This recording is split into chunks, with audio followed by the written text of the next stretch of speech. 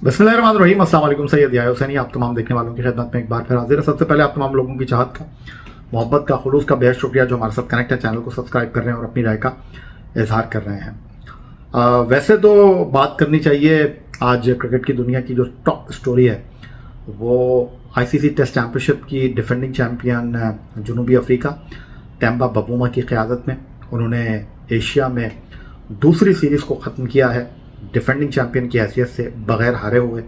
पाकिस्तान से उनकी सीरीज़ 1-1 से बराबर रही थी, लेकिन इंडिया को उन्होंने एक तवील अरसे बाद इंडिया के होम ग्राउंड पर शिकस्त दी है। लेकिन हम इस वक्त बात करना चाहेंगे पाकिस्तान में मुनक्किद होने वाली 3 मुल्की क्रिकेट सीरीज़ की, पाकिस्तान, जिम्बाब्वे और होम टीम के दरमियान। और एक मरहले पर ऐसा लग रहा था कि शायद ये वन साइडेड मामला होगा, पाकिस्तान के साथ जिम्बाब्वे जो है वो फाइनल के लिए क्वालिफाई कर जाएगा और श्रीलंका नो वेयर। कुछ खिलाड़ी उनके नहीं हैं, उनके कप्तान अनफिट होकर जा चुके हैं। लेकिन जो लास्ट नाइट उन्होंने मैच खेला अगेंस्ट जिम्बाब्वे, उन्होंने साबित किया कि श्रीलंका बहरहाल एशिया की एक इम्पॉर्टेंट टीम है। और अगर देखा जाए तो एशिया कप में अपने तीनों match Sheikh Zayed cricket stadium Abu Dhabi में जीतने वाली श्रीलंका की टीम बिल्कुल ऑफ कलर नज़र आई। सुपर 4 मरहले में जहां अफ़गानिस्तान की टीम क्वालिफाई नहीं कर सकी, वहां नाकामी का सामना करना पड़ा पहले उनको बांग्लादेश के हाथों, फिर वो पाकिस्तान से हारे, फिर इंडिया से एक बहुत ही क्लोज़ मैच हुआ जहां पर वो नहीं जीते।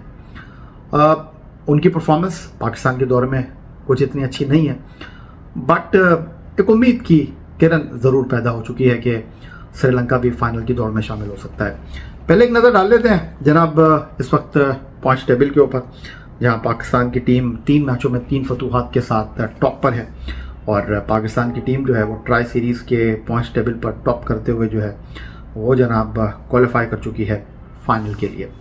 3 मैच पाकिस्तान ने खेले हैं, 6 पॉइंट हैं पाकिस्तान के, 2.016 पाकिस्तान का नेट रन रेट है।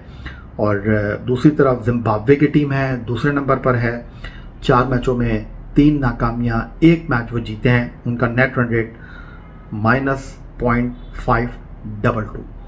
और श्रीलंका, उनके पास एक लाइफ लाइन है, या तो पाकिस्तान को हराएं या अपने नेट रन रेट को बेहतर करें।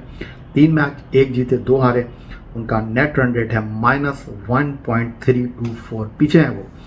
और कैसे नेट रन रेट का मामला अगर देखा जाए तो जनाब 581 रन जिम्बाब्वे ने इस टूर्नामेंट में बनाए हैं और उनके खिलाफ 589 रन स्कोर हुए हैं।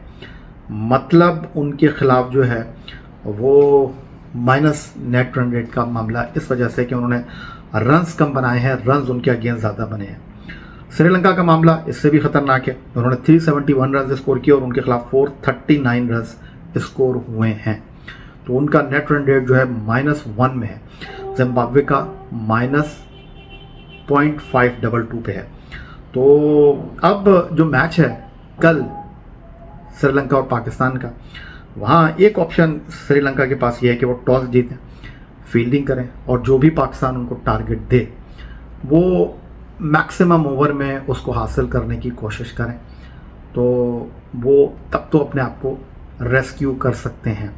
क्योंकि एक चीज़ उनके पास आ जाएगी कि जनाब अगर वो इतने ओवर में इतने रन्स कर लेते हैं तो उनका मामला सेटल हो सकता है। तो आगे कुआं है और पीछे खाई है और उनके पास कोई और ऑप्शन है नहीं। ये जो वीडियो मैं कर रहा हूँ इस वक्त, वो मैं पाकिस्तान टीम के हवाले से करना चाह रहा था कि 15 रुकनी पाकिस्तान की टीम अनाउंस हुई है इस 3 मुल्की टूर्नामेंट पर और हमने 14 खिलाड़ियों को जो है इस टूर्नामेंट में अब तक मौका दिया है। उस्मान तारिक लास्ट मैच में उन्होंने हैट्रिक की थी और वो तो मुझे लगता है कि लास्ट लीग मैच भी खेलेंगे जो कि डबल हेडर का है, पाकिस्तान का आखिरी मैच। लेकिन अब तक इस टूर्नामेंट में हसन नवाज़ जो हैं वो मौका मिलने का इंतज़ार कर रहे हैं। हसन नवाज़ जो कि ख़राब कारकर्दगी पर टीम से ड्रॉप भी हुए, बुनियादी तौर पर इस्लामाबाद से ताल्लुक़ है, 23 साल उनकी उम्र है, कोयटा ग्लैडिएटर से पाकिस्तान सुपर लीग सीज़न 10 2025 में जो उनकी कारकर्दगी थी उसने जनाब उनको एक ऐसा मौका फराहम किया जहां पर हम कह सकते हैं कि बड़ी शानदार उनकी कारकर्दगी रही और इसकी वजह से जो है वो हर कोई जो है उनकी परफॉर्मेंस को डिस्कस कर रहा था। 12 मैचों में 399 रन उन्होंने स्कोर किए, 1 सेंचुरी और 57 उनके रन बनाने की औसत और 162.19 ये उनकी परफॉर्मेंस है 25 पाकिस्तान सुपर लीग सीजन 10 में कोयटा ग्लैडिएटर के लिए 12 मैचों में 399 रन। लेकिन हसन नवाज की अगर बैनुल अक़वामी परफॉर्मेंस की मैं बात करता हूं तो 4 एक रोज़ा मैचों में सिर्फ 113 रन हैं और 25 T20 मुकाबलों में उनके 457 रन हैं, 20.77 उनके रन बनाने की औसत और 154 उनका स्ट्राइक रेट है जो उनको सपोर्ट कर रहा है। इस परफॉर्मेंस की वजह से वो एशिया कप में भी ड्यूरिंग द टूर्नामेंट टीम से ड्रॉप हुए, फिर उनको दोबारा मौका मिला। अब वो इस टीम में नहीं थे, लेकिन उनको जो है वो अब्दुल समद के अनफिट होने की वजह से टीम में शामिल किया गया। 3 मैचेस टूर्नामेंट के हो चुके हैं, उनको मौका मिला नहीं है। लेकिन जो हमारी ज़राए ये कह रहे हैं कि हो सकता है कि कल वो मुकाबले में पार्टिसिपेट करें अगेंस्ट श्रीलंका। इस टूर्नामेंट में अगर बात मैं करता हूँ पाकिस्तान टीम की परफॉर्मेंस की, तो साहबजादा फरहान जो हैं वो बैक टू बैक 2 हाफ सेंचुरियों के साथ 101 गेंदों पर 159 रन बनाकर इस टूर्नामेंट के टॉप स्कोरर हैं। और दूसरे नंबर पर जनाब फ़खर जमान हैं जिन्होंने 42 गेंदें इस टूर्नामेंट में खेली हैं, 71 रन बनाए हैं। लेकिन रन्स के एतबार से दूसरा नंबर जो है वो बाबर आजम का है जिन्होंने 77 गेंदों पर 90 रन स्कोर किए हैं। उसके अलावा मोहम्मद नवाज ने 25 रन स्कोर किए हैं, साइम अयूब ने 55 रन बनाए हैं, फ़हीम अशरफ ने 3 रन बनाए हैं, उस्मान खान ने 42 रन स्कोर किए और कप्तान आगा सलमान ने 3 मैचों की 2 इनिंग में 2 रन स्कोर कर रखे हैं। 3 मैचों की 3 इनिंग उन्होंने खेली है, एक मरतबा वो नॉट आउट रहे हैं। तो यहाँ पर डेफिनेटली हसन की टीम में जगह बनती है और हसन को एक मौका फराहम किया जा सकता है और टीम में वो आए हैं। और अभी मैं ये नहीं कह सकता कि वो वर्ल्ड कप T20 जो कि अगले साल श्रीलंका और इंडिया में मुनक्किद होना है उसकी स्क्वाड में होंगे या नहीं होंगे, ये कहना कबलज़ वक्त होगा। बट उनको टेस्ट कर लेना चाहिए और इससे बेहतर आई थिंक कि उनको ये मौका मैसर आएगा नहीं। बॉलिंग की अगर मैं बात करता हूँ तो जनाब 7 विकेटों के साथ मोहम्मद नवाज जो कि चंद माह पहले शारजा में होने वाले 3 मुल्की टूर्नामेंट के बेस्ट जो है वो प्लेयर अनाउंस हुए थे। इस टूर्नामेंट के 3 मैचों में उन्होंने अब तक 8.42 के औसत से 7 आउट किए हैं। दूसरे नंबर पर उस्मान तारिक हैं, उन्होंने 1 मैच खेला है और 4 आउट किए हैं। फिर 2 विकेटें जो हैं सलमान मिर्ज़ा की हैं, अबरार की हैं और फ़हीम अशरफ के हिस्से में आई हैं। तो ओवरऑल अगर हम देखें तो ये जो 2 मैच हैं इस ट्राई सीरीज़ के 2 मैच इसलिए मैं कह रहा हूँ क्योंकि पाकिस्तान ने तो फाइनल के लिए क्वालिफाई कर लिया है और डेड रबर है पाकिस्तान के लिए, बट श्रीलंका के लिए और जिम्बाब्वे के लिए बहुत इंपॉर्टेंट मैच है क्योंकि श्रीलंका के पास खेल कर अपने आप को फाइनल में ले जाने का एक मौका मैसर है। लेकिन दूसरी तरफ जिम्बाब्वे की टीम जो है उनके मैच पूरे हो गए हैं और वो पाकिस्तान के मैच में श्रीलंका की कारकर्दगी को देखकर जो है या तो पिंडी में स्टे करेंगे या फिर वो जिम्बाब्वे ट्रैवल करेंगे अगर फाइनल में नहीं पहुंचते हैं तो।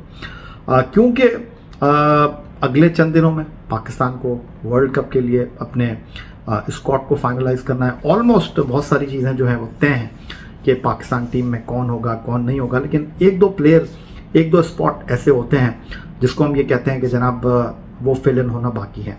तो ये fill in the blanks definitely मौजूद हैं, बट बहुत सारी चीज़ें जो हैं वो क्लैरिटी पर मौजूद हैं। ख़ास तौर पर बाबर आजम बाज़ार यही लग रहा था कि जी वो वर्ल्ड कप T20 में नहीं होंगे, लेकिन उन्होंने जिस तरह की कारकर्दगी का मुजाहरा किया है उनको एक लाइफ लाइन मिली है। एक और वर्ल्ड कप जो है वो उनका मुंतज़र है। तो इस मरतबा वो एक खिलाड़ी की हैसियत से खेलेंगे वर्ल्ड कप में। माजी में जो वो वर्ल्ड T20 खेले हैं उसमें वो कैप्टन थे, चाहे मैं बात करूं 2021 की, चाहे 2022 की बात करूं, चाहे 2024 की बात करूं, 3 T20 वर्ल्ड कप में वो एज ए कैप्टन खेले। लेकिन इस बार वो as a player world cup खेलने के लिए जो है वो श्रीलंका जाएंगे। तो बॉलिंग में भी ऑलमोस्ट बहुत सारी चीज़ें तय हैं और फास्ट बॉलिंग को ले लें, स्पिन बॉलिंग को ले लें। मिडल ऑर्डर में मैं इसलिए बात कर रहा था कि एक मौका मिल सकता है, एक चांस मिल सकता है, एक उम्मीद पैदा हो सकती है हसन नवाज़ के लिए कि जी उनको जितने भी आपने चांसेस दिए हैं वो उसको अवेल नहीं कर सके हैं। न्यूजीलैंड के दौरे में उन्होंने जनाब PSL से पहले जो है वो अच्छी कारकर्दगी का मुजाहरा किया था, लेकिन अब देखना यह है कि हसन नवाज़ जो है वो जनाब अगर उनको जो हमारे पास इत्तलात हैं कि उनको मौका मिलेगा आखिरी लीग मैच में अगेंस्ट श्रीलंका, वो इस पोजीशन को, इस चांस को किस तरह ग्रैब करते हैं। तो ये कुछ चीज़ें थी जो आपके साथ डिस्कस करनी थी और आप तमाम लोगों का बेहद शुक्रिया जो हमारे साथ कनेक्ट हैं, अपनी राय का इज़हार कर रहे हैं और I will try do my best कि मैं जिस हद तक आपकी क्वायरीज़ होती हैं, आप अपनी राय का इज़हार करते हैं, मैं उस पर रिस्पॉन्स करता हूँ। तो आपके साथ हमारा ये मामला जो है वो इसी तरह यूँ आगे बढ़ रहा है और आगे आने वाले दिनों में भी इस प्लेटफॉर्म पर जनाब आपके साथ कनेक्ट रहेंगे। फ़िलहाल आपसे इजाज़त चाहेंगे। अपना बहुत ख्याल रखिएगा। अल्लाह हाफ़िज़। पाकिस्तान जिंदाबाद। चैनल को सब्सक्राइब करना मत भूलिएगा।